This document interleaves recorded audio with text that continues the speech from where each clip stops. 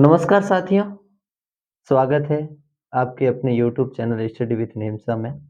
हम आज बात करेंगे कक्षा 11th के राजनीति विज्ञान की। और इसमें हम पढ़ेंगे कि जैसे कि पहले हमने संविधान की निर्माण प्रक्रिया समझी। उसके बाद हमारे संविधान में क्या-क्या बातें लिखी गई, जैसे भाग 3 के बारे में पढ़ा, भाग 4 के बारे में अर्थात मौलिक अधिकारों के बारे में पढ़ा, नीति निर्देशक तत्वों के बारे में पढ़ा। हम उत्तरोत्तर धीरे-धीरे आगे की ओर बढ़ते हुए आगे की बातें ज्यों-ज्यों बुक हमें बता रही है, हम उनके बारे में बात कर रहे हैं। उनके बाद हमने चुनाव प्रक्रिया के बारे में पढ़ा, चुनाव प्रक्रिया के बाद कार्यपालिका के बारे में पढ़ा। तो साथियों, कार्यपालिका में हम बात कर रहे थे राष्ट्रपति की, उपराष्ट्रपति की, प्रधानमंत्री की। इसके साथ ही कार्यपालिका को 2 भागों में विभाजित किया था हमने। एक वो कार्यपालिका जो राजनीतिक कार्यपालिका होती है अर्थात अस्थायी कार्यपालिका, और एक वो कार्यपालिका जो स्थायी कार्यपालिका होती है, जिसे कहने का मतलब है कि जैसे कलेक्टर वगैरह है, या फिर हमने बात की थी अलग, जैसे प्रशासनिक 3 सेवाएँ अलग है, आईएएस, आईपीएस और आईएफएस। आईएफएस का गठन 1963 में पहली बार अपने राज्यसभा की ये शक्ति है, राज्यसभा के पास विशेष शक्ति है। आज हम इन्हीं के बारे में आगे पढ़ेंगे कि राज्यसभा की विशेष शक्ति कौन-कौन सी है। और इसके साथ ही अगली बात हम पढ़ रहे थे, केंद्रीय सेवाएँ हैं अलग-अलग। इन केंद्रीय और प्रशासनिक सेवाओं की नियुक्ति केंद्र में करती है, वो यूपीएससी करवाती है। और इसके साथ ही जिन्हें भारतीय संघ लोक सेवा आयोग कहते हैं। इसके साथ ही जो प्रांतीय सेवाएँ होती है, उनके बारे में भी हमने स्थायी कार्यपालिका के तौर पर बात की थी। तो खैर, कार्यपालिका के बाद आज हम बात करेंगे विधायिका। विधायिका का साथियों दूसरा नाम व्यवस्थापिका भी है, विधायिका को हिंदुस्तान में संसद भी कहते हैं। तो आज हमारा विशेष तौर से फ़ोकस रहेगा वो संसद के ऊपर ही रहेगा। संसद के कितने सदन हैं? अगर 2 सदन हैं तो क्यों हैं? सबसे पहले तो यही है कि संसद मतलब हमने संसदीय शासन प्रणाली ही क्यों अपनाई? तो ख़ैर, कुछ समय तक हम इनके बारे में बात करेंगे, उनके बाद हम लिख कर भी समझेंगे क्या है संसद, या संसद की हमें आवश्यकता क्यों हुई, या संविधान निर्माताओं ने संसद की पार्लियामेंट्री सिस्टम को ही क्यों स्वीकार किया, क्यों एक्सेप्ट किया, ऐसा क्या कारण हो गया था? तो ख़ैर साथियों, कि अगर मोटे-मोटे तरीके से बात करें कि सबसे पहली चीज़ यही है कि संसद क्या है? तो साथियों, संसद एक ऐसी प्रक्रिया है जिसके तहत शासन व्यवस्था को चलाया जा सकता है। हिंदुस्तान में हिंदुस्तान के अलावा भी जैसे ब्रिटेन में हमने देखा है कि हमारा संविधान लगभग ब्रिटेन के संविधान और अमेरिका के संविधान के बीच का भाग है। इसीलिए ब्रिटेन और अमेरिका के संविधान के बीच की कड़ी अगर कोई है तो वो हिंदुस्तान का संविधान है। क्योंकि हमने कुछ तथ्य हिंदुस्तान के संविधान में, कुछ तथ्य ब्रिटेन के संविधान से लिए गए हैं, या ब्रिटेन की बातें ली गई है, और कुछ हमने अमेरिका से भी ली गई। इसके साथ और भी बहुत सारे देश हैं, जैसे अपने अमेरिका के अलावा कनाडा है, जिसे हमने जहाँ से हमने अवशिष्ट शक्तियाँ ली है। इसी प्रकार आयरलैंड है, आयरलैंड से हमने नीति निर्देशक तत्व लिए, वहाँ सोवियत संघ रूस से हमने मौलिक कर्तव्य लिए हैं। इस प्रकार बहुत सारे अलग-अलग देश हैं, उन देशों से लिए, लेकिन अमूमन ज़्यादा हमारा अगर कोई फ़ोकस है तो वो था अमेरिका और ब्रिटेन, और अगर इन दोनों में से भी एक चयन करना हो तो वो है ब्रिटेन। अब देखिए साथियों, आज हम बात करने जा रहे हैं संसद। संसद का मतलब होता है पार्लियामेंट। किसकी बात करने जा रहे हैं? संसद। तो अब पहली चीज़ है कि संसद क्या है? तो संसद जैसा कि चाहे कैसा भी क्षेत्र हो, छोटा क्षेत्र हो या बड़ा क्षेत्र हो, यहाँ शासन प्रणाली तब स्थापित होती है, या उससे पहले उनके अलग-अलग नियम बनाए जाते हैं, उनके कानून होते हैं। तो उन कानूनों को कौन लागू करेगा, कानूनों को बनाएगा कौन, कानून सही है या गलत है, नैतिकता परख है या नहीं है, इन सब का अगर कोई काम करती है तो वो वो कौन करती है? संसद करती है। और इन्हीं संसद को अंग्रेजी में पार्लियामेंट कहा जाता है। मतलब अपने लेकिन, और दूसरा कि हमें संसद की आवश्यकता क्यों हुई? तो साथियों, संसद की आवश्यकता हमें इसलिए भी हुई है कि एक जैसे कोई भी चीज़ है, जैसे किसी भी चीज़ को, जैसे हिंदुस्तान में कोई कार्य किया जा रहा है, जैसे हिंदुस्तान में कोई सरकार है, वो सरकार ठीक ढंग से कार्य कर रही है या नहीं कर रही है, तो उसके उत्तरदायित्व के सिद्धांत के लिए भी हमें संसद की आवश्यकता हुई। नीति निर्माण की प्रक्रिया के लिए भी हमें संसद की आवश्यकता हुई, और इसके साथ ही नए-नए कानून बनाने में हमें संसद की आवश्यकता हुई। देश में विकास किस प्रकार करना है, उन विकास के विधेयकों को किस प्रकार पारित करना है। उसी प्रकार अपन बात करें अगर अन्य क्षेत्रों की, तो ऐसे बहुत सारे क्षेत्र है, जैसे धन विधेयक है या संविधान संशोधन है। जैसे संविधान निर्माताओं ने तो क्या किया, संविधान निर्माण करके, संविधान सभा का कार्य था संविधान निर्माण करना, उन्होंने जो ही निर्माण करके वो तो संविधान सभा समाप्त हो गई, और उसी संविधान सभा का अगला रूप वो किसमें परिवर्तित हुआ, संसद में परिवर्तित हुआ। तो इन संसद का काम है कि संविधान सभा द्वारा किया गया कार्य, उसमें संशोधन करना है, उसमें नई चीजें जोड़नी है, या उसमें से जो जितनी भी चीजें हैं वो हटानी है। इन सब के लिए हमें किसकी आवश्यकता हुई, संसद की आवश्यकता हुई। अब देखिए साथियों, खैर ये तो है संसद की आवश्यकता। अब दूसरा है, हमने संसदीय शासन प्रणाली ही क्यों अपनाई। तो संसदीय शासन प्रणाली अपनाने के कारण, कौन सी प्रणाली, संसदीय संसदीय शासन प्रणाली अपनाने के कारण, अपनाने के कारण कि भाई हमने संसदीय शासन प्रणाली क्यों अपनाई। साथियों, मोटे तरीके से चार कारण है, जिसका पहला कारण है कि आजादी से पहले भारत में ब्रिटिश संसदीय प्रणाली थी, ब्रिटिश संसदीय प्रणाली थी, संसदीय प्रणाली का होना।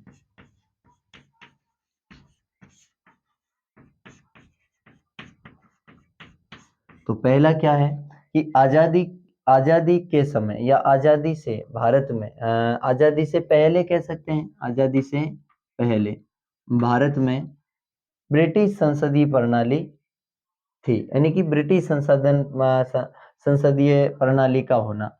तो ये हमें ये संकेत करता है कि के एम मुंशी लिखते हैं, या के एम मुंशी एक विधानसभा के सदस्य थे, वे इस विधानसभा की कई समितियों के मेंबर भी रह चुके हैं।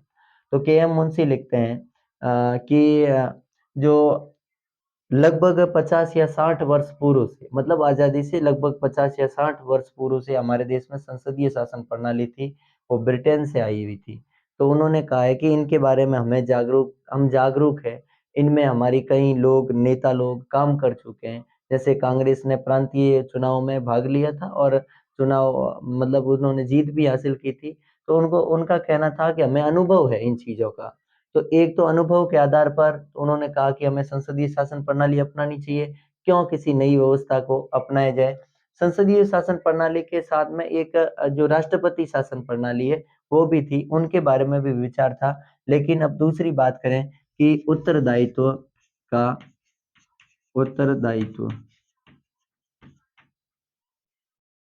उत्तरदायित्व की भूमिका। अब देखिए दूसरा कारण क्या है, दूसरा कारण है संसदीय शासन प्रणाली में उत्तरदायित्व है। यहाँ डॉक्टर बी आर अम्बेडकर ने कोट किया था कि हिंदुस्तान में एक ऐसी हम शासन प्रणाली अपनाएंगे जिसमें उत्तरदायित्व का भी सिद्धांत हो और जिसमें स्थायित्व का भी सिद्धांत हो, दोनों बराबर हो। लेकिन आज तक विश्व के किसी भी देश में ऐसा ही कोई शासन प्रणाली प्रचलित नहीं हो पाई है कि जिनमें दोनों बराबर है। जैसे राष्ट्रपति शासन प्रणाली में देखें तो राष्ट्रपति शासन प्रणाली में उत्तरदायित्व का सिद्धांत कम है, स्थायित्व का सिद्धांत ज्यादा है। और संसदीय शासन प्रणाली में देखें तो स्थायित्व का सिद्धांत कम है और उत्तरदायित्व का सिद्धांत ज्यादा है। तो फिर हमारे संविधान निर्माताओं ने सोचा कि हमें स्थायित्व की आवश्यकता नहीं है, बल्कि उत्तरदायित्व की क्या है, आवश्यकता है। इसलिए दूसरा कारण है उत्तरदायित्व की भूमिका के कारण ही हमने संसदीय शासन प्रणाली को अपनाया। अब है साथियों तीसरा कारण, और तीसरा कारण है निरंकुशवाद। निरंकुशवाद, ये शासन प्रणाली, कौन सी शासन प्रणाली, संसदीय शासन प्रणाली निरंकुशवाद का क्या करती है, निरंकुशवाद का विरोध करती है।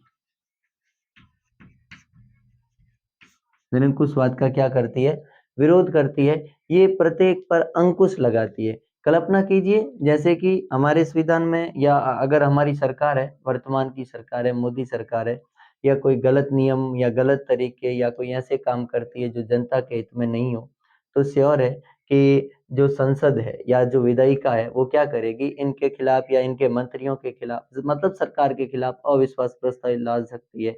और अविश्वास प्रस्ताव के जरिए ही उनकी सरकार को बर्खास्त किया जा सकता है, भंग किया जा सकता है। उसी प्रकार हमने उत्तरदायित्व का सिद्धांत पढ़ा, तो इसमें भी क्या है कि अगर संसद मतलब ठीक ढंग से मंत्री काम नहीं कर रहे हैं, तो इसका मतलब है उनको उत्तरदायी ठहराया जा सकता है। पूरी का पूरा मंत्रिमंडल लोकसभा के प्रति उत्तरदायी होता है। इनके बारे में भी हम आगे बात करेंगे। तो एक है निरंकुशवाद का विरोध, और चौथा है भारत का विशाल भू क्षेत्र और जनसंख्या।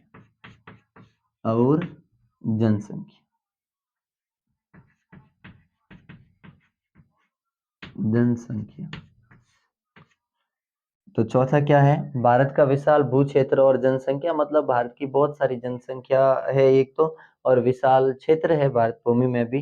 तो फिर इसे बहुत सारे लोगों ने यही कहा, या संविधान निर्माताओं ने यही सोचा कि इस क्षेत्र के लिए उपयुक्त है राष्ट्रपति शासन प्रणाली से वो उससे बेहतर है कि भारत में क्या हो, संसदीय शासन प्रणाली की स्थापना हो। इस कारण हमने हिंदुस्तान में संसदीय शासन प्रणाली अपनाई। वापस देख लीजिए साथियों, चारों के चारों कारण। आजादी से पहले हिंदुस्तान में या ब्रिटिश संसदीय प्रणाली थी, लगभग 50-60 वर्ष पहले। के.एम. मुंशी का कोट याद रखना।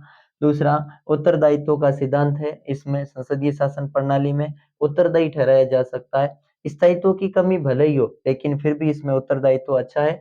और तीसरा, निरंकुशवाद का ये विरोध करती है, अंकुश लगाने का प्रयास करती है। और चौथा है कि भारत का विशाल भू क्षेत्र और जनसंख्या भी इसके लिए योग्य है, जिससे कि हम संसदीय शासन प्रणाली अपनाने में सफल हुए, या संविधान निर्माता संसदीय शासन प्रणाली अपनाने में सफल हुए। ये तो साथियों अपनी है संसदीय शासन प्रणाली।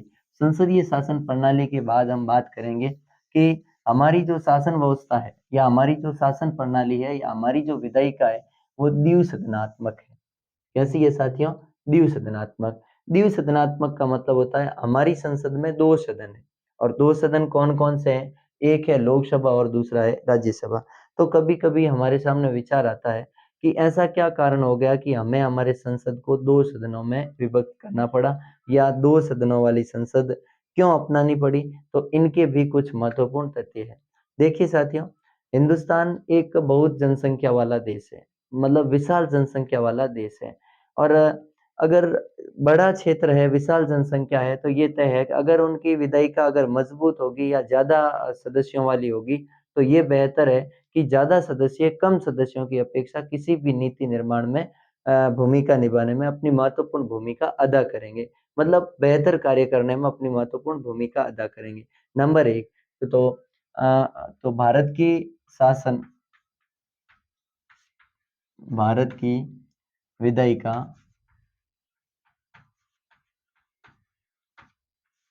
द्विसदनात्मक है।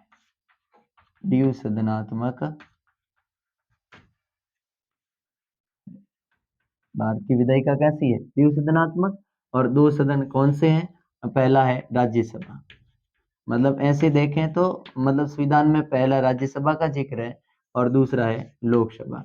अब देखिए, तो इनकी द्विसदनात्मक की आवश्यकता क्यों हुई, या क्यों इनका फायदा क्या है? तो देखिए, क्योंकि द्विसदनात्मक है, क्या है मतलब अच्छे सकारात्मक पक्ष क्या हो सकते हैं? सकारात्मक पक्ष इसके पक्ष में, मतलब अच्छी क्यों या क्यों अपनाई? तो इनका ये कारण है कि पहला, कि सदस्यों की बजाय सदस्यों की बजाय कम सदस्यों की बजाय अधिक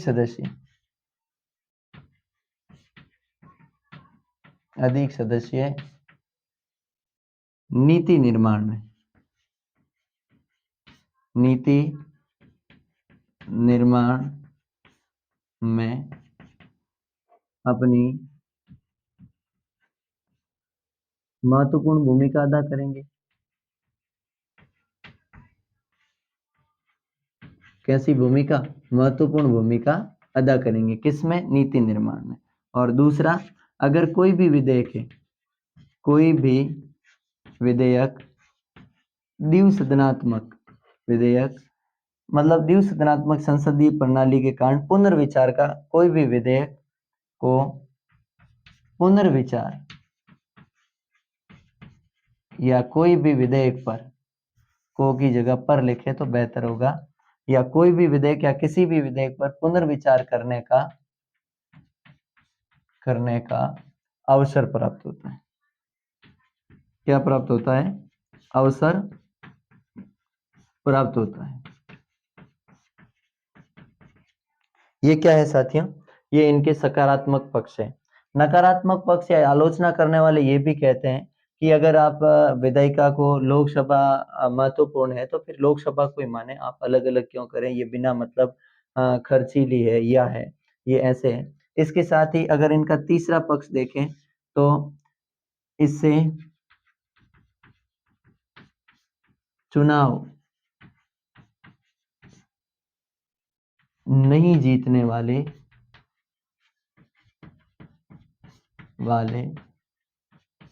योग्य व्यक्तियों को या योग्य व्यक्तियों को संसद में लाया जा सकता है। ठीक है। तीसरी बात क्या है कि इससे चुनाव, अगर देखिए कभी कभार क्या होता है, जैसे कि हमने पढ़ा था 1952 के पहले आम चुनाव में डॉक्टर बी.आर. अम्बेडकर जैसे महान नायक चुनाव हार गए थे, तो फिर उनको राज्यसभा के माध्यम से ही, मतलब एक बैक एंट्री के माध्यम से ही उनको क्या किया गया, लाया गया। कहाँ लाया गया? राज्यसभा में। और राज्यसभा में आने के बाद ही तो वे संसद में आए, और फिर उन्होंने अपना काम किया कि इतने महान और इतने योग्य व्यक्ति है, उच्च व्यक्ति है, और फिर भी क्या है, चुनाव हार गए। तो कहने का मतलब है कि ऐसे महान व्यक्ति जो संविधान के जानकार है, जो नियमों के जानकार है, जो नीति निर्माता के रूप में अपनी महत्वपूर्ण भूमिका निभाते हैं, या जो ज्ञान रखते हैं, इस मामले में विशेष बात रखते हैं या विशेष अपना ज्ञान रखते हैं, तो वे लोग अगर कोई चुनाव हार जाते हैं तो उनको एक मौका मिल जाता है कि उनको राज्यसभा के जरिए कहाँ लाया जा सकता है, संसद में लाया जा सकता है। तो इसके लिए हमने द्विसंतरा, जो भारत की विधायिका है या भारत की व्यवस्थापिका, वो कैसी है? द्विसदनात्मक व्यवस्थापिका है। अब देखिए द्विसदनात्मक कौन कौन से हैं? राज्यसभा और लोकसभा। अब इसके साथ ही साथियों, हम आज एक अमेरिका के भी राज्यसभा और लोकसभा के बारे में बात करेंगे। मतलब अमेरिका का जो अपने सीनेट है, जिन्हें राज्यसभा के नाम से जाना जाता है, और अमेरिका का जो निम्न सदन है, जिसे हाउस ऑफ रिप्रेजेंटेटिव कहते हैं, उनके बारे में भी हम बात करेंगे। और इसके साथ ही हम जर्मनी की राज्यसभा और जर्मनी की लोकसभा के बारे में भी बात करेंगे, किन्हें क्या क्या कहा जाए। उससे पहले हम हिंदुस्तान के संदर्भ में थोड़ी से विचार करते हैं। अब देखिए, जैसे कि हमने उत्तरदायित्व का पीछे बात की थी, उसमें एक बात की जाए या एक देखा जाए या निरंकुशता के बारे में बात की जाए पिछले में, उसमें अगर कोई उदाहरण देना चाहे तो साथियों, एक है उदाहरण 2002 का। कब का है? 2002, जून 2002 में भारत में सरकार किसकी? जून 2002 बीजेपी गवर्नमेंट, मतलब एनडीए का गठबंधन, अटल बिहारी वाजपेयी उस समय अपने जो शिक्षा मंत्री, माफ कीजिएगा, उस समय के अपने जो वित्त मंत्री थे, उनका नाम था जसवंत सिंह जी। और जसवंत सिंह जी ने 50 किलो की यूरिया की बोरी पर, उदाहरण के तौर पर है, बहुत महत्वपूर्ण है। आगे हम इसका वापस आगे बात करेंगे कि संसद है वो कार्यपालिका पर किस प्रकार नियंत्रण रखती है या किस प्रकार नियंत्रित करती है।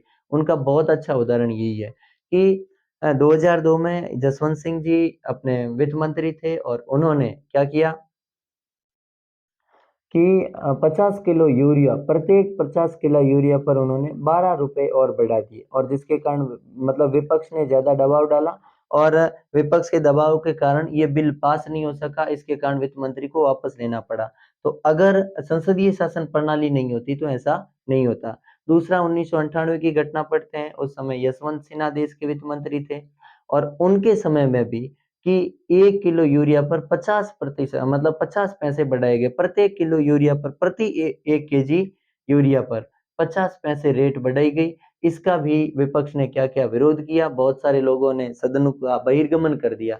बहिर्गमन का मतलब होता है सदन छोड़ के चले गए। आखिरकार यशवंत सिन्हा को वो भी वापस लेना पड़ा। उसी प्रकार अपने गृह मंत्री, असम की एक समस्या थी, असम के वहाँ के लोगों की, उनके संदर्भ में असम तत्कालीन गृह मंत्री ने बात की थी कि, और उस समय भी तत्कालीन गृह मंत्री और सरकार को झुकना पड़ा था और असम के उन लोगों की, उन पीड़ितों की सहायता करनी पड़ी थी जिनकी बात वे मांगे हर बार उठा रहे थे। तो कहने का मतलब है कि कहीं न कहीं सरकार की मनमाने तरीके से काम करने की, या सरकार है वो निरंकुशवादिता नहीं हो, इसके लिए हमें संसद की आवश्यकता होती है और संसद अपनी-अपनी भूमिका निभाती है। ठीक है? अब देखिए आगे हम अब पढ़ते हैं संसद का गठन। किसका गठन? संसद का। अगर कोई भाई स्क्रीनशॉट लेना चाहता है तो भी ले सकता है। हम ये 2002 का उदाहरण वापस पढ़ेंगे। अब है संसद, और थोड़ा हम भारतीय संविधान की ओर भी ध्यान देंगे कि हमारी जो संसद है वो भारतीय संविधान के कौन से भाग में लिखी गई है और क्या लिखा गया है उनके बारे में, किसके बारे में चर्चा की गई है। तो इधर देखिए साथियों, भारतीय संसद में आर्टिकल 79 अनुच्छेद, कौन सा अनुच्छेद है? अनुच्छेद है 79। क्या कहता है कि राष्ट्रपति और दो सदन, और दो सदन, और दो सदन कौन से? राज्यसभा प्लस लोकसभा, राज्यसभा और लोकसभा,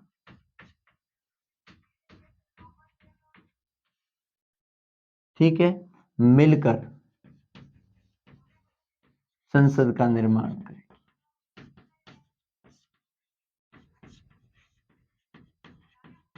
ठीक है, तो संसद में कौन कौन सम्मिलित है?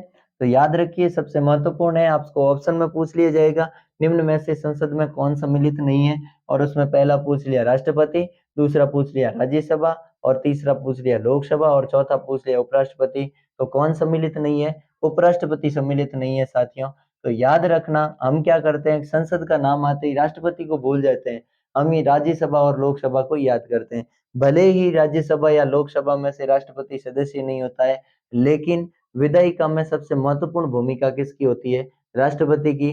कोई भी विधेयक, विधायिका चाहे किसी भी विधेयक को पास करके या पारित करके राष्ट्रपति के पास भेजती है, तो वो कानून तब बनता है कि जब राष्ट्रपति के ऊपर हस्ताक्षर होने के बाद ही वो विधेयक कानून में परिवर्तन होता है या नियम में परिवर्तन होता है। चाहे वो संविधान संशोधन का हो, चाहे वो धन विधेयक हो, चाहे वो वित्त विधेयक हो, चाहे कैसा भी विधेयक हो। धन विधेयक के संदर्भ में कुछ अलग बातें, सामान्य विधेयकों के संदर्भ में कुछ अलग बातें हैं। हम इसी अपने अगले एपिसोड में पढ़ेंगे आगे आने वाले समय में कानून निर्माण की प्रक्रिया के बारे में, तो उस समय हम धन विधेयक की चर्चा करेंगे। तो संसद, और संसद में आर्टिकल 79 क्या कह रहा है? राष्ट्रपति और दो सदन होंगे, जिसमें पहला सदन अपना राज्यसभा और दूसरा कौन सा होगा? लोकसभा होगा। और ये मिलकर क्या करेंगे? संसद, ये तीनों मिलकर संसद का क्या करते हैं? निर्माण करते हैं। अब साथियों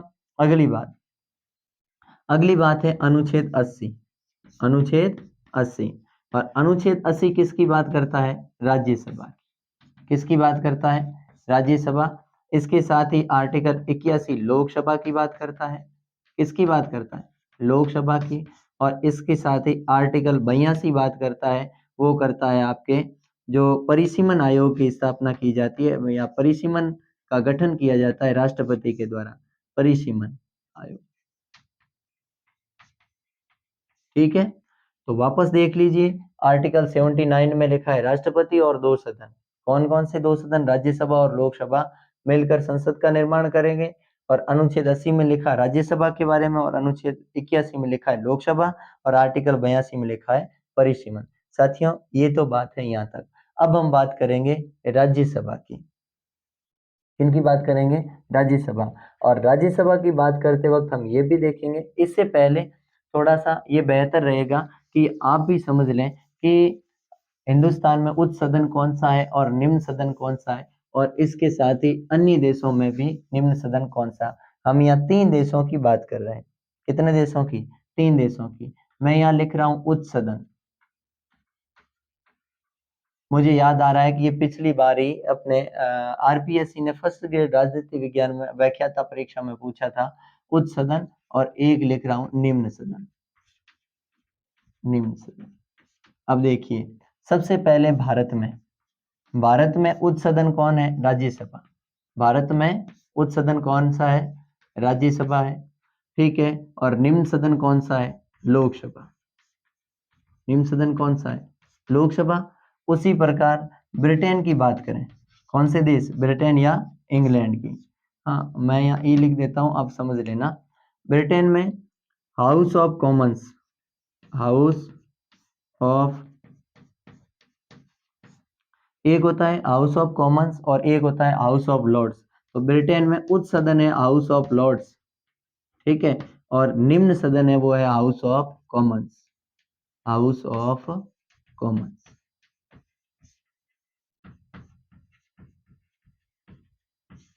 ठीक है, इसके साथ ही साथियों अगर अमेरिका की बात करें, कौन से देश की? अमेरिका की।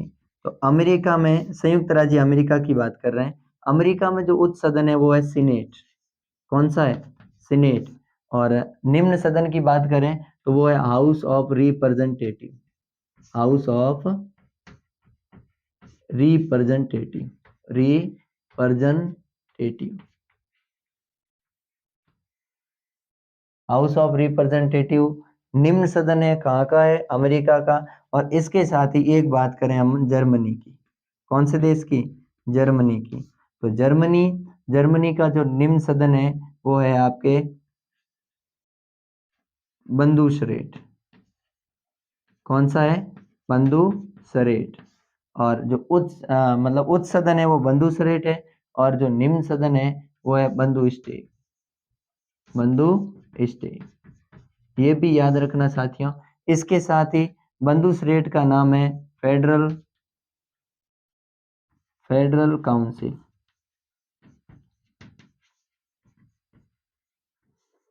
और इसका नाम है वो है, बंदू स्टेट का नाम है फेडरल असेंबली, फेडरल असेंबली।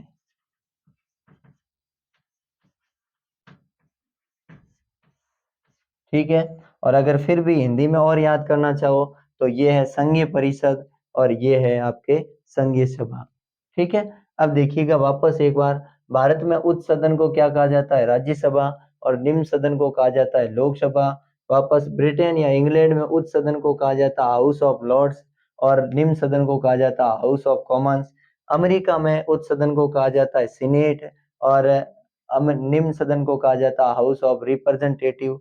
और जर्मनी में उच्च सदन को कहा जाता है बंदूसरेट, जिन्हें फेडरल काउंसिल के नाम से जाना जाता है, और निम्न सदन को कहा जाता है बंदूस्टेग, जिसे फेडरल असेंबली के नाम से जाना जाता है। इस प्रकार ये भी थोड़ा सा याद रखिएगा, ज्ञान आधारित क्वेश्चन है, कभी कभार प्रश्न पूछ लिए जाते हैं, और इस ये सारी चीजें इसलिए भी महत्वपूर्ण हो जाती है आगे आने वाले फर्स्ट ग्रेड पेपर में, या आरपीएससी द्वारा सेकंड ग्रेड पेपर में, या रीट के पेपर में। जैसा कि आपने रीट प्री परीक्षा में भी देखा होगा, बहुत सारे सवाल थे वो यहीं से प्रश्न पूछे गए थे। आगे हम बात करेंगे कि 18 वर्ष का प्रत्येक नागरिक है वो व्यक्ति क्या कर सकता है? वोट दे सकता है। किसके सदस्यों को? राज्यसभा लोकसभा के उम्मीदवारों को दे सकता है जिनका मतदाता सूची में नाम हो। तो क्या प्रारंभ में 18 था कि नहीं? तो 18 कब किया? 61वां संविधान संशोधन। तो उसमें पूछा गया रीट में कि कौन से संविधान संशोधन के द्वारा कि मतदान की आयु को 21 से घटाकर 18 कर दी गई, 61वां संविधान संशोधन। तो एनसीईआरटी इससे भी मतलब इन सब के लिए भी बहुत ही महत्वपूर्ण है। बोर्ड के लिए तो महत्वपूर्ण है ही, कक्षाओं के लिए महत्वपूर्ण है, लेकिन इसके साथ ही प्रतियोगी परीक्षाओं के लिए भी बहुत ही महत्वपूर्ण है। वो कौन सी है? एनसीईआरटी है। तो अगर कोई भाई स्क्रीनशॉट लेना चाहता है तो ले सकता है। अब देखिए साथियों, अगली बात वो है आपके, अब हम बात करेंगे निम्न सदन, माफ कीजिए, पहले बात करेंगे उच्च सदन के बारे में। किसके बारे में बात करेंगे? उच्च सदन। और उच्च सदन भी कौन सा? भारत का। और इसमें हम देखेंगे भारत के उच्च सदन और अमेरिका के उच्च सदन में क्या अंतर है। तो संसद, और संसद का पहला है वो पहला पार्ट है, या हम यहाँ से यही शुरू कर लेते हैं। अब देखिए, अगर आपको पूछ ले संसद का गठन किस प्रकार होता है, या संसद की संरचना किस प्रकार है, तो संसद या के गठन और संरचना में तो राष्ट्रपति, राज्यसभा और लोकसभा तीनों सम्मिलित है। कभी कभार राज्यसभा का गठन पूछ लिया जाएगा, पूछ लिया जाता है, कभी कभार संरचना पूछ ली जाती है। तो अब हम बात कर रहे हैं राज्यसभा। किसकी बात कर रहे हैं? राज्यसभा। और राज्यसभा की बात भारत के संविधान के कौन से आर्टिकल में की है? 80। इससे पहले राज्यसभा के कौन कौन से नाम है वो याद करना साथियों। सबसे पहला है राज्यसभा उच्च सदन। अब क्यों कहते हैं उच्च सदन ये भी पढ़ेंगे। नंबर 2 राज्यसभा उच्च सदन है, और इसके साथ ही राज्यसभा दूसरा सदन है, दूसरा सदन है। राज्यसभा मतलब राज्यसभा स्थायी सदन है। कैसा सदन है? स्थायी सदन। और स्थायी को ही कभी कभार कहते हैं निरंतर चलने वाला, निरंतर चलने वाला। अब देखिए उच्च सदन का मतलब होता है राज्यसभा में जितने भी उम्मीदवार होते हैं, जितने भी संसद होते हैं, वो सब बहुत महान गुणीजन होते हैं, बहुत बड़े विद्वान होते हैं, इसीलिए इस सदन को उच्च सदन कहा जाता है। दूसरा है ये दूसरा सदन। दूसरा सदन इसलिए कहा जाता है क्योंकि पहला सदन लोकसभा होता है, महत्वपूर्ण भूमिका लोकसभा की होती है। कैसे होती है? क्योंकि अगर कोई भी सरकार है या कोई भी प्रधानमंत्री है तो वो भले ही राज्यसभा का सदस्य हो सकता है, प्रधानमंत्री तो राज्यसभा का सदस्य ही बन सकता है, लेकिन उसे विश्वास मत किस में हासिल करने पड़ेंगे? लोकसभा में। तो ये भी एक बहुत महत्वपूर्ण पॉइंट है। इसके साथ ही स्थायी सदन का मतलब होता है ये निरंतर चलने वाला सदन है। राज्यसभा कभी भंग नहीं होती, राज्यसभा भंग नहीं होती, इसके कारण इसे क्या कहते हैं? स्थायी सदन कहेंगे। तो भंग नहीं होती। तो आपके मन में एक बात आएगी, तो क्या राज्यसभा का कार्यकाल नहीं है? साथियों राज्यसभा का कार्यकाल नहीं होता, बल्कि राज्यसभा के सदस्यों का कार्यकाल होता है। और यहीं से याद रखना राज्यसभा के सदस्यों का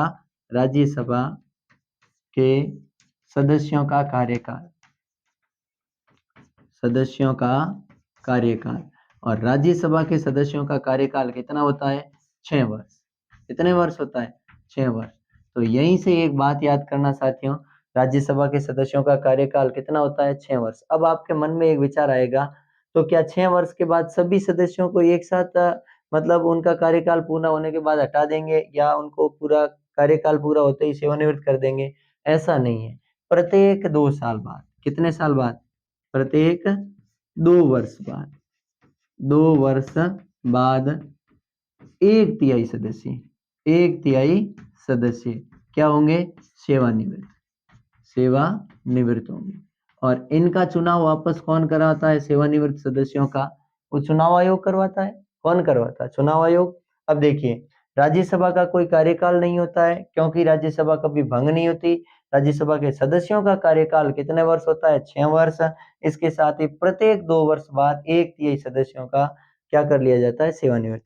अब यहाँ हमारे मन में एक प्रश्न उठता है साथियों, कि जिस समय हमारे देश में पहली राज्यसभा का गठन किया गया था, कि मतलब अप्रैल या मई 1952 में राज्यसभा बैठाई गई थी, उस समय कि अगर 2 वर्ष से करें तो राज्यसभा के सदस्यों 2 वर्ष से एक तिहाई सदस्यों का सेवानिवृत्त करें तो राज्यसभा के सदस्यों का कार्यकाल 6 वर्ष तो हुआ ही नहीं, 2 वर्ष ही हुआ। और इसके साथ ही अगर सभी सदस्यों को एक साथ करें तो इसका मतलब है राज्यसभा भी भंग हो गई, राज्यसभा में सदस्य नहीं है।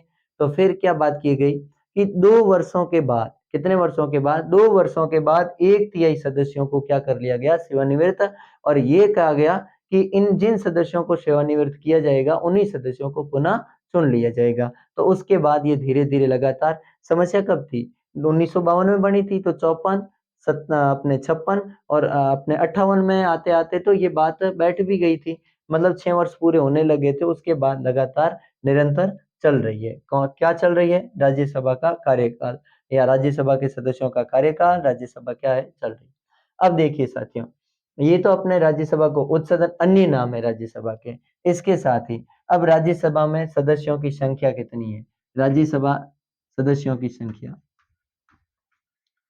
सदस्यों की संख्या सदस्यों की संख्या में साथियों याद रखना, अधिकतम सदस्य संख्या है वो 250।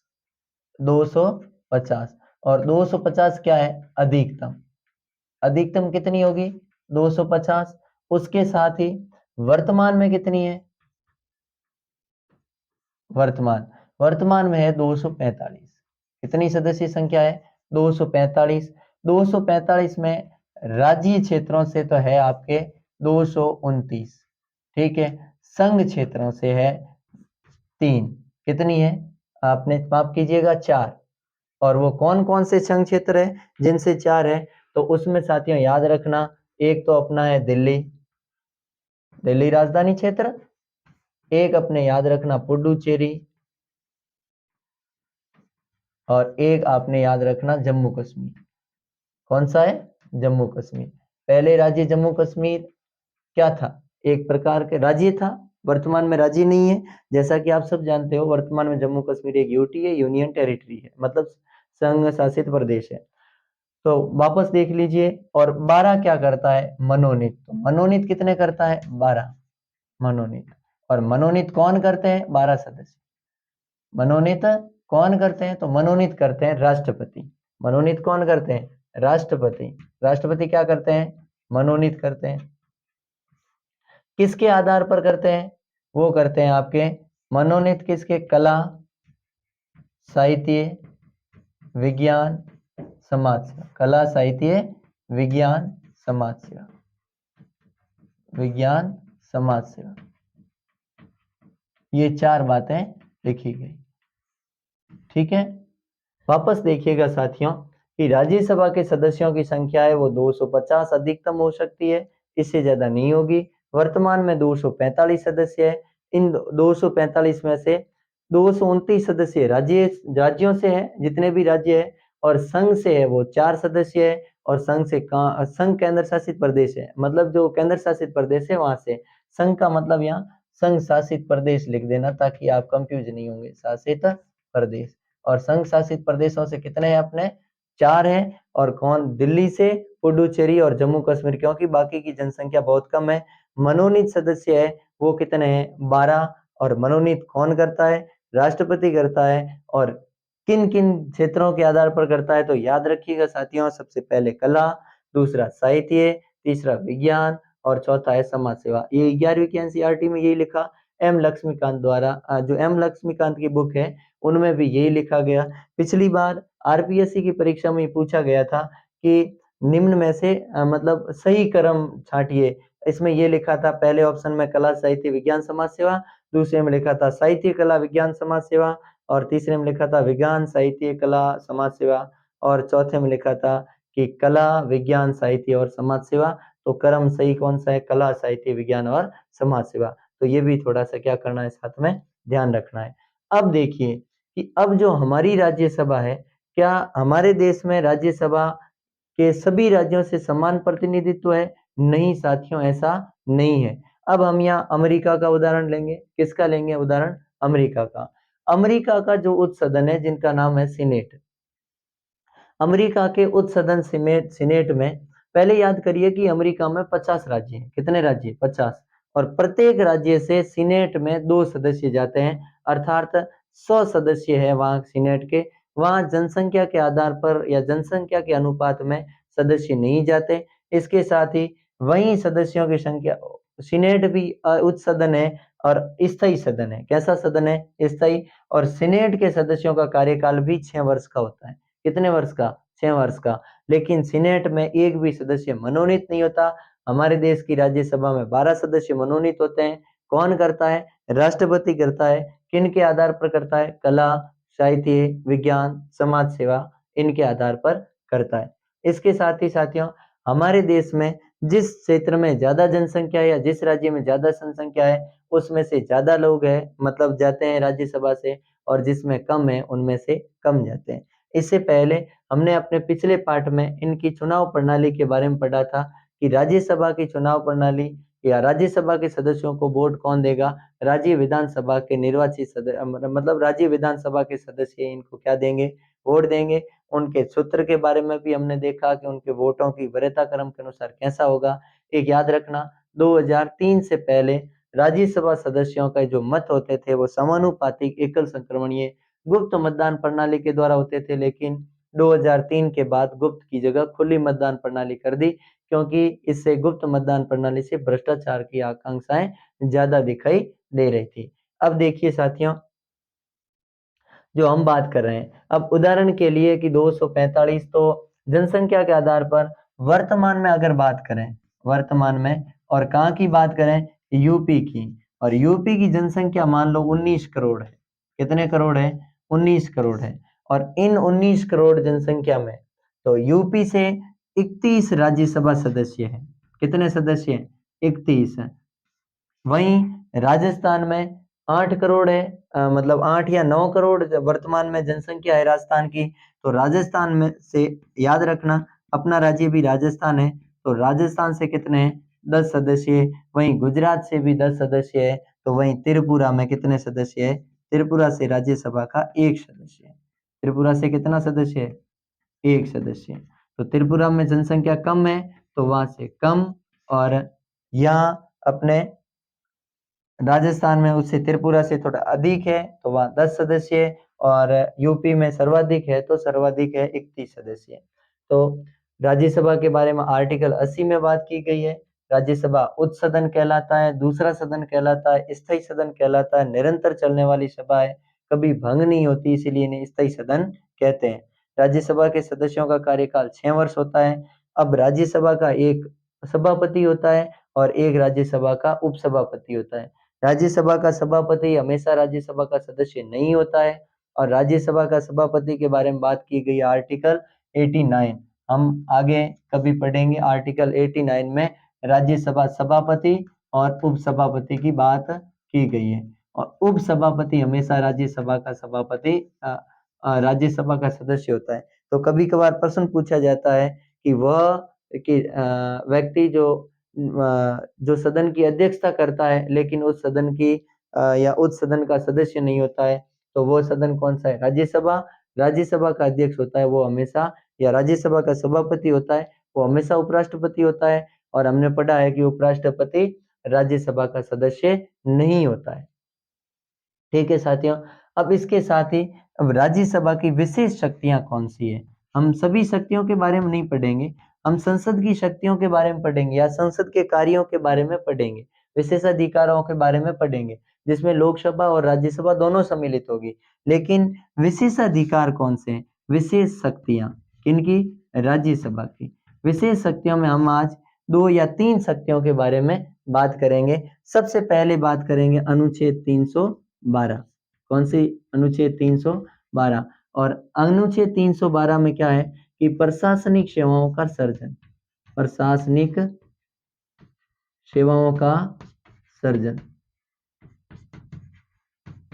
और प्रशासनिक सेवाओं का सर्जन, ठीक है, ये केवल और केवल किस शक्ति किसके पास है? ये राज्यसभा के पास है। कहा जाता है या बताया गया है अनुच्छेद 312 में कि अगर राज्यसभा चाहती है तो किसी भी अपने मतलब बहुमत साबित करके अपने सदन में तो किसी भी प्रशासनिक सेवा का सर्जन कर सकती है और प्रशासनिक सेवाओं को समाप्त भी कर सकती है। सर्जन और समाप्त दोनों लिखा है।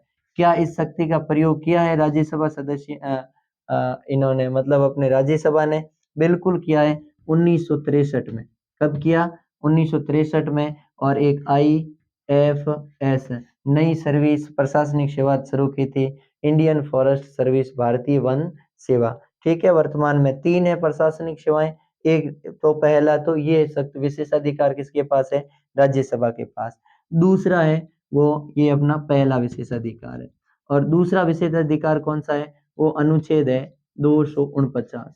249 क्या लिखा है 249 में? अनुच्छेद 249 कहता है कि राज्यसभा के पास ये शक्ति है कि वो अपने सभी समस्त सदस्यों का 2/3 मतलब विशेष बहुमत से अगर किसी भी राज्य सूची के विषय को संघ सूची में सम्मिलित करना चाहे तो वो अपने विधेयक को 2/3 बहुमत अर्थात विशेष बहुमत से पारित कर दें, तो वो राज्य सूची का विषय जितने समय तक वे चाहे उतने समय तक संघ सूची में भेजा जा सकता है, उसके ऊपर कानून केंद्र सरकार बना सकती है।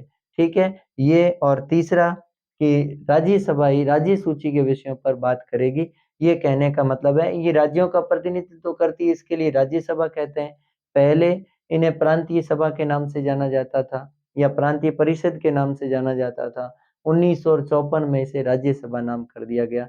वैसे पहले 1954 से पहले एम लक्ष्मीकांत में लिखा हुआ है, ये बातें आपके एनसीईआरटी में नहीं लिखी हुई है। उससे पहले 1954 से पहले लोकसभा को जनता की सभा कहते थे, लेकिन 1954 में उसे क्या कहना शुरू कर दिया गया? लोकसभा कहना शुरू कर दिया गया। तो अब मैं विश्वास कर रहा हूँ साथियों कि आपको ठीक अच्छी तरीके से याद हुआ होगा। और तीसरा याद कीजिए कि उपराष्ट्रपति को हटाने का प्रस्ताव हमेशा कौन सा सदन लाएगा? राज्यसभा। क्यों लाएगा? क्योंकि उपराष्ट्रपति राज्यसभा का ही सभापति होता है। तो इसलिए राज्यसभा के अध्यक्ष यानी अर्थात राज्यसभा के सभापति को हटाने का प्रस्ताव कहाँ लाया जाएगा? राज्यसभा में ही लाया जाएगा।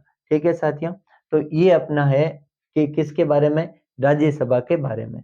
ठीक है, अगर कोई भाई स्क्रीनशॉट लेना चाहता है तो भी ले सकता है।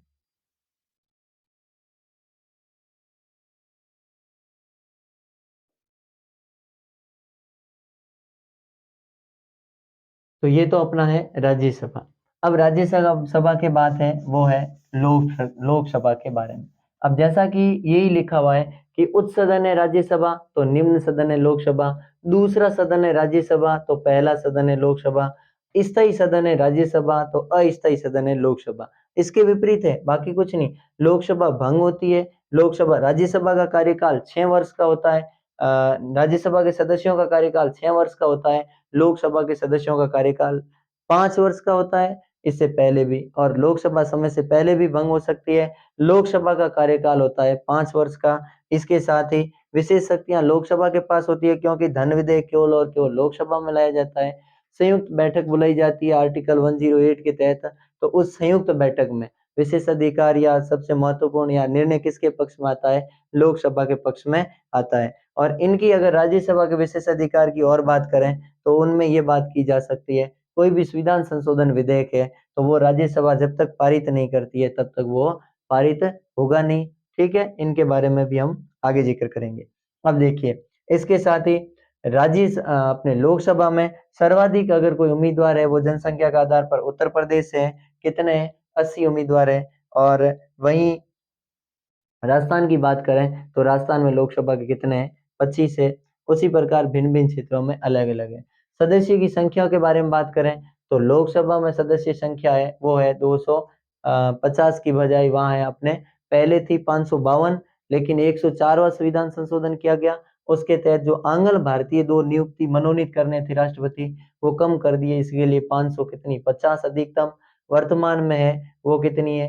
2 543 है। क्योंकि पहले 2 और थे आंग्ल भारतीय, उनको क्या कर दिया गया? उनके निष्प्रभावी कर दिया, तो वर्तमान में 543 है। और उन 543 में से अपने जैसे टोटल कुल है उसमें है कि अपने 2 सदस्य मनोनीत की बात कही गई थी। 20 सदस्य वो संघ लोक शासित संघ केंद्र शासित प्रदेशों से, और अपने 530 सदस्य कहाँ से थे? वो थे अपने राज्यों से। तो वैसा का वैसा वर्तमान में 543 सदस्य, 543 में से 530 सदस्य अपने राज्यों से है, और उसके साथ ही शेष 13 सदस्य कहाँ से है? वो है केंद्र शासित प्रदेशों से है। ठीक है, उसके साथ ही उसमें राष्ट्रपति 2 मनोनीत करता है, लेकिन ये शक्ति अब उनके पास नहीं रही है, बाकी सारा का सारा। तो कहने का मतलब है लोकसभा और राज्यसभा को दोनों एक साथ मिला के बात करेंगे तो हम अच्छे तरीके से जान पाएंगे। और यहाँ राज्यसभा का सभापति होता है तो वहाँ लोकसभा का क्या होता है? अध्यक्ष होता है। यहाँ उपसभापति होता है तो वहाँ उपाध्यक्ष होता है। वर्तमान में राज्यसभा के सभापति हाल ही में नए राष्ट्रपति बने, जिनका नाम है अपने जगदीप धनखड़ है राज्यसभा सभापति। और अगर लोकसभा की बात करें तो वर्तमान में लोकसभा के अध्यक्ष है वो ओम बिरला। इसलिए दोनों राजस्थानी है, एक कोटा से हैं, दोनों राजस्थान से बिलोंग करते हैं और दोनों सदनों की क्या कर रहे हैं? अध्यक्षता कर रहे हैं। ठीक है साथियों, तो अब हम बात करते हैं लोकसभा की। किन की बात करते हैं? लोकसभा की। और इनको चुनाव कौन देता है? जो संसद के विधानसभा में जो सदस्य होते हैं, विधानसभा के सदस्य राज्यसभा के सदस्यों को क्या करते हैं? मत देते हैं और उन्हें विजयी बनाते हैं।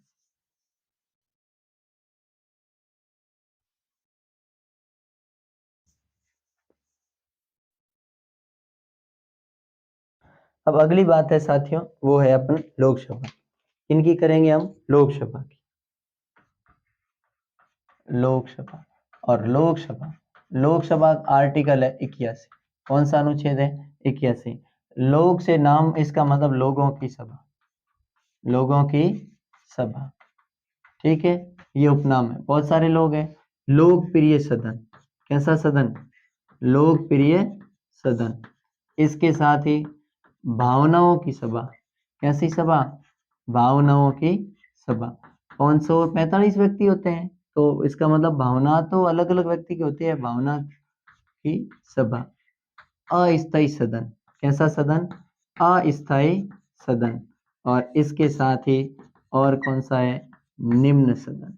कैसा शब्द है? निम्न सदन। बाकी सब में राज्यसभा श्रेष्ठ है, लेकिन ये पहला सदन है और राज्यसभा दूसरा सदन है। बाकी राज्यसभा उच्च सदन है, राज्यसभा स्थायी है। ये सारे की सारी राज्यसभा की विशेषता है। लोकसभा की है, लोगों की सभा है ये। लोकप्रिय सदन है ये। भावनाओं की सभा है ये। अस्थायी सदन है ये। निम्न सदन है ये। और पहला सदन है। पहला का मतलब होता है विशेष महत्व। इनको जैसे धन विधेयक है तो वो हमेशा कहाँ लाया जाएगा? लोकसभा में ही लाया जाएगा। ठीक है। अब इनके सदस्यों का लोकसभा का कार्यकाल देखें तो साथियों इनका कार्यकाल है 5 वर्ष। कितने वर्ष? 5 वर्ष। समय से पूर्व भी भंग की जा सकती है, ये भंग होती है। अब इनके सदस्यों को 18 वर्ष उम्र वाला, 18 वर्ष का प्रत्येक भारतीय नागरिक जिनका मतदाता सूची में नाम हो वो इनको क्या करता है? मत देता है। और कौन देता है? मतदाता सूची में नाम वाला। मतदाता सूची में नाम वाला। ठीक है। अब इनका क्या हो गया? कार्यकाल कितना है? 5 वर्ष हो गया। अब एक माफ कीजिएगा, मैं राज्यसभा की आर्ताएं बताना भूल गया था, तो थोड़ा याद कर लेना। राज्यसभा का कोई भी सदस्य है तो वो भारत की नागरिकता होनी चाहिए, भारतीय होना चाहिए। कैसा? भारत का नागरिक हो, यानी कि भारतीय होना चाहिए। और दूसरी उनकी है, वो है आपके कि किसी भी नहीं, माफ कीजिए, आयु 30 वर्ष हो। आयु 30 वर्ष हो, और ये आयु न्यूनतम है। आयु क्या है? न्यूनतम।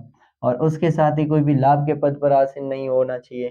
ठीक है, यह लिख देते हैं, लाभ के पद पर नहीं हो, पद पर नहीं। ठीक है। चौथा, दिवालिया नहीं हो, दिवालिया नहीं हो। ठीक है। और वो संसद बनने की योग्यता रखता, सांसद बनने की योग्यता रखता। और वैसे ये सांसद ही कहलाता है, तो ऐसा कोई दिक्कत नहीं है, योग्यता। ठीक है। तो पहला, भारत का नागरिक होना चाहिए। राज्यसभा का सदस्य बनने के लिए आयु 30 वर्ष होनी चाहिए, न्यूनतम आयु, अधिकतम कितनी भी हो सकती है। लाभ के पद पर नहीं होना चाहिए और दिवालिया नहीं होना चाहिए। तो वैसा का वैसा है लोकसभा में। लोकसभा में सदस्य बनने के लिए मैं यहाँ लिख देता हूँ, बाकी सबके सब समान है। भारत का नागरिक वो भी होना चाहिए, लाभ के पद पर नहीं होना चाहिए, दिवालिया नहीं होना चाहिए। यहाँ लिख देता हूँ, लोकसभा सभा का चुनाव लड़ने के लिए न्यूनतम आयु कितनी होनी चाहिए? 25 वर्ष। कितने वर्ष? 25 वर्ष। ठीक है।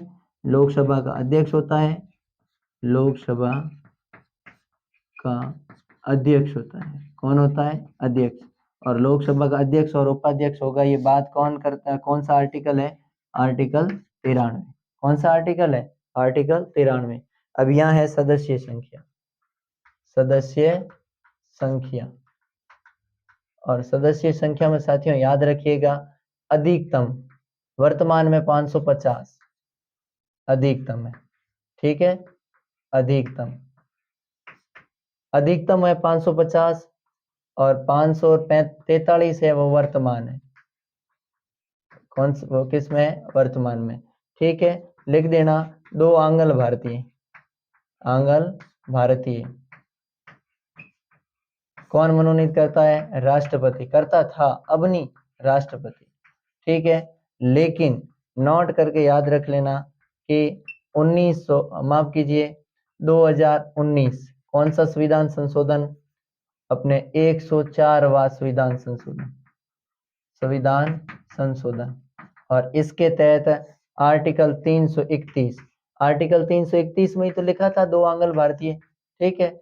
और इसको क्या कर दिया? को निष्प्रभावी कर दिया। निष्प्रभावी कर दिया। ठीक है, ये इसके साथ ही जो ये 545 है वे 530 राज्यों से राज्य प्लस अपने कितने हैं 13 केंद्र शासित प्रदेश, केंद्र शासित प्रदेश है। ठीक है, 530 राज्य प्लस केंद्र शासित प्रदेश है कितने हैं 13। ठीक है, अब देखिए इसके साथ ही अधिकतम में याद करो तो अगर याद कर लो 530 सदस्य राज्यों से और 20 सदस्य कहां से यूटी, यूटी का मतलब यूनियन टेरिटरी और ये स्टेट एसटीएटी स्टेट का मतलब होता है राज्य। तो अब देखिए साथियों कि हमने क्या क्या चीजें पढ़ी है क्या क्या नहीं पढ़ी है। ये याद रखना कि मूल संविधान में लिखा गया था आंग्ल भारतीयों की नियुक्ति 1960 तक कर सकेगा राष्ट्रपति, लेकिन फिर आगे संशोधन होते रहे और इनकी संख्या को बढ़ाते गए। 95 संविधान संशोधन 2009 में हुआ और उस 95 संविधान संशोधन में क्या किया गया कि 95 संविधान संशोधन में कहा गया कि 2020 तक, कब तक 2020 तक दो आंग्ल भारतीय मनोनीत कौन करेंगे राष्ट्रपति। लेकिन 2019 में 104वां संविधान संशोधन हुआ और उस संविधान संशोधन के तहत इन्होंने क्या किया कि जो राष्ट्रपति को 2 आंग्ल भारतीयों की नियुक्ति की सदस्यता जो शक्ति थी उस शक्ति को क्या कर दिया गया यहाँ निष्प्रभावी कर दिया गया, जिसके कारण वर्तमान में 543 लोकसभा सदस्य है। ठीक है, ये इस प्रकार के साथियों लोकसभा के बारे में है। ठीक है, और इससे पहले हमने राज्यसभा के बारे में पढ़ा। अब लोकसभा की विशेषाधिकार कौन से है कि संयुक्त बैठक में फैसला लोकसभा के पक्ष में आता है, धन विधेयक हमेशा लोकसभा में पारित किया जाता है, अगर कोई सरकार बनती है प्रधानमंत्री को अगर बहुमत चाहिए या विश्वास मत चाहिए तो वो हमेशा किसमें मिलना चाहिए लोकसभा में मिलना चाहिए, और मंत्रिपरिषद हमेशा लोकसभा के प्रति उत्तरदायी रहती है न कि अन्य राज्यसभा के प्रति उत्तरदायी रहती है। ये भी हमें क्या करना है याद करना है। तो साथियों तो ये मैं विश्वास कर रहा हूँ कि आपको ठीक तरीके से समझ में आया होगा, और अगर एक बार में समझ में नहीं आता है, कुछ फैक्ट भी है अलग अलग है, कुछ अनुच्छेद भी है तो कुछ तथ्य भी है, तो इन सबको याद करने के लिए अगर आपको एक बार में समझ में नहीं आता है तो एक बार और वीडियो को देखिए, एक बार देखिए 2 बार देखिए, लेकिन ये विश्वास दिलाता हूँ अगर आप ठीक ढंग से देखेंगे वीडियो तो जरूर आपको समझ में आएगा। आपके समय देने के लिए आपका समय जायज नहीं जाएगा, इतना विश्वास दिलाता हूँ। तो आपके समय के लिए आपका बहुत बहुत आभार। नमस्कार, मिलते हैं अगले एपिसोड में बहुत ही जल्द।